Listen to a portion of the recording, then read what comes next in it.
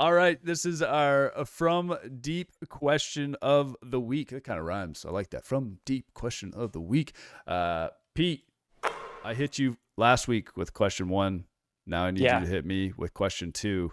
If you don't know what this is, we're going to ask a random question to each other. Pete and I have no idea what it's going to be about, other than it's going to be basketball related. Pete, hit me with what you got. From Deep. Yeah. Yeah. And before I put up my question there, let us know your answers to these questions in the comments below. Oh, yes, please. So here is my question. It's been generated by the lovely ChatGPT. And I think it actually did a pretty good job. I fed it the questions that we asked last week, and it did a good job of coming up with something. So, and I'm going to tweak it just a little bit here, but you've just been cursed by a basketball genie. So for the rest of your life, every time that you shoot a basketball, you uncontrollably yell out the name of a random NBA player from history, and it can't be Kobe and it can't be Curry. Oh, I'm not going to let you have any of these like really easy names. It's got to be someone who's like a one-time All-Star, maybe like not an All NBA player, not like a crazy awesome NBA player. Who's the one player that whenever you shoot a basketball or even shoot a paper ball into a trash can, you want to be yelling out their name forever? I'm shooting that. I'm like, and it's very similar. Scalabrini, yeah, the yeah, White yeah. Mamba. I mean, Yeah. if you can't say Kobe, you got to take his alternative, which is the White Mamba. Scalabrini. I think he's And the red mom, but he's the ginger too, right? oh yeah, So he's a ginger, he's but kind of both. his nickname was the White Mamba. I think that's incredibly fitting for my style of basketball Yeah, because yeah. I don't shoot the ball, and when I do, there's a good chance it's not going to go in. So yeah, You got a Scalabrine look going on too. got, Like in the he's got most the red hair. complimentary in the Yeah, that's what I'm saying, in the most complimentary way possible. a You little bit out of shape. Get some I didn't say it. rebounds. Hit I some didn't say it. threes. I mean, hey, look, that's okay. I can speak to myself. Well, yeah, Scalabrini. That's what I'm going with. What Pete? What were you going to go with?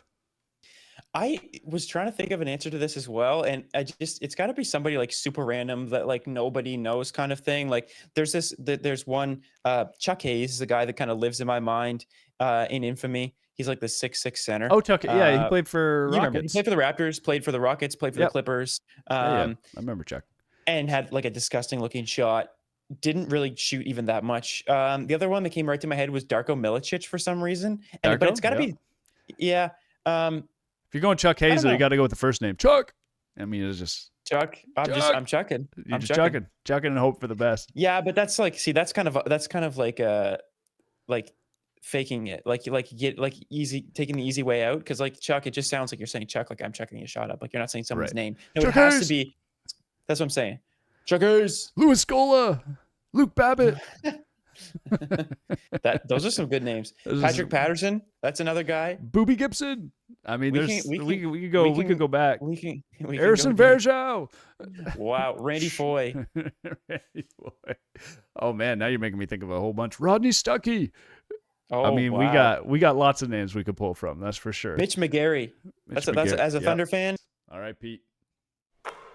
I'm ready for your question. From deep, from downtown, coming from Woodstock, shooting that three. Woodstock's not that far. Not far enough? Okay, though. That's my New No, Brunswick knowledge. Perth Andover. From Perth Andover. If you had to pick one player to be cloned from our Players of the Week to win Season 2, who would you pick and why? So you have Will Legier, you have Lonnie, Yeah. you have Tyler Green, Mike Sir, and Caleb Schulten Oh wait, to win like MVP. to win the season. So a team of 5. This would be your clone. So Oh, they'd be playing the 1, 2, 3, oh, 4, 5. So if you pick Caleb Schulten, you'd be oh. playing the 1, the 2, the 3, the 4, the 5, and you got to win that chip for season Okay. 2. Who you got? Okay. Well, I'm gonna go by the process of elimination here a little bit. And Michael Sir, I love you a lot, but I don't know if you're gonna be out rebounding some of these guys. You don't got Mike Sir down in the post. I've seen his post game. I love Mike Sir, one of my favorite teammates ever, truly. But I just don't know if we can win. If we can win, I mean, the with five points Mike per Sirs in game the by court. Mike Sir would be incredible, but the defense would be But the ball would be tough. just flying. The ball would be just flying around. Yeah, He holds up defensively against big a ton of guards. guys It'd in the be court, tough but against a big boy.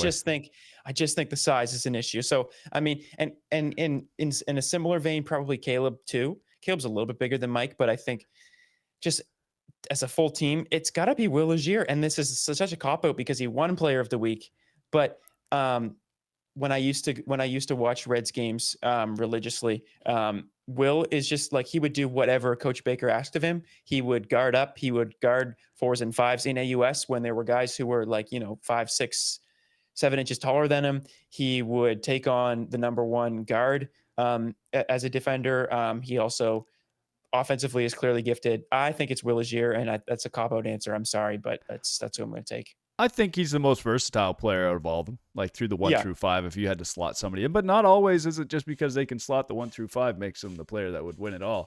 Yeah. I mean, if we're just talking here, 5 Lonnies would be incredibly difficult to stop.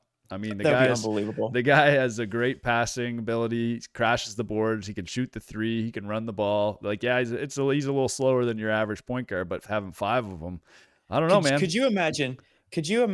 Lonnie, five lines, those Talani. long arms, right? That's what I mean. Like, if you were in the U.S.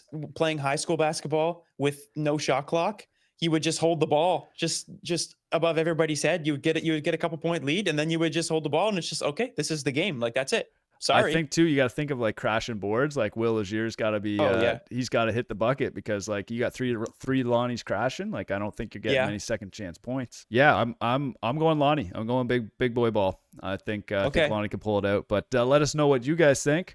Send us your comments below. Till next time. Great question, Luke. Great question. Thank you. You too, Pete.